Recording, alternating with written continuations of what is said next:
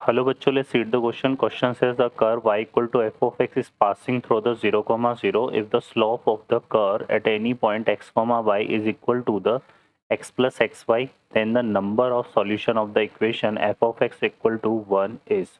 Solve करते हैं बच्चों क्वेश्चन को. इस क्वेश्चन के लिए जो की कॉन्सेप्ट है वो देख लेते हैं यहाँ पर. तो यहाँ पे की कॉन्सेप्ट की अगर हम बात करें तो इसमें हम क्या यूज में लेंगे बच्चों. if y equal to f of x is equation of curve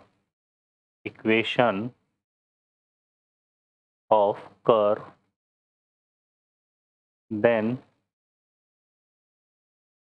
slope of curve at x comma y defined by dy by dx.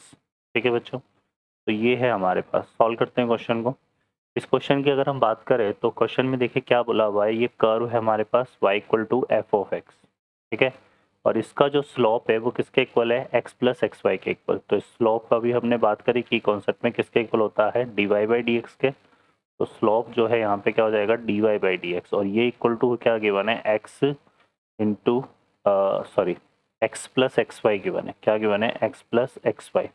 तो यहाँ से अगर हम देखें तो हमारे पास देखो क्या आ जाएगा, d y by d x equal to x को अगर हम कॉमन ले लें तो यह आएगा इंटू वन प्लस वाई. अब वेरिएबल सेपरेबल का यूज़ करेंगे यहाँ पे. तो y को y के साथ ले लें, डी वाई के साथ ले लेंगे तो वन प्लस वाई, और यह आ जाएगा हमारा x डी एक्स. ठीक है, सॉल्व करने के लिए दोनों तरफ क्या करते हैं बच्चों, इंटीग्रेशन कर देते हैं. तो ये तो क्या हो जाएगा, एल एन यहाँ से आएगा वन प्लस वाई, और ये कितना हो जाएगा बच्चों, X square by two plus C. ठीक है, अब क्वेश्चन में हमसे क्या बोला हुआ है कि जो कर्व है वो किससे पास हो रहा है, 0,0 से. ठीक है ना, जो कर्व है वो क्या हो रहा है, पास हो रहा है किससे, 0,0 से. तो इसका मतलब क्या हो गया कि x इक्वल टू 0 पर y इक्वल टू क्या होगा, 0. तो इसमें पुट कर देते हैं. तो y की जगह 0 पुट करेंगे तो कितना आएगा, ln1 इक्वल टू, यहाँ पे पुट करेंगे तो 0 हो जाएगा ये. तो यह आ जाएगा 0 प्लस सी. इससे ln1 की वैल्यू 0 होती है तो c की वैल्यू क्या आ गई, 0. तो यहाँ से कर हमारा क्या हो जाएगा बच्चों, ln1 plus y equal to x square by two. ठीक है, यह आ गया. अब क्वेश्चन में क्या बोला हुआ है, देखो y इक्वल टू क्या है, f ऑफ x है, और f of x equal to क्या गिवन है, 1. तो यहाँ से हम बोल सकते हैं कि y इक्वल टू 1 हो गया. और y इक्वल टू 1 के पर है ना, हमें क्या बताने हैं यहाँ पे, number of solution of equation.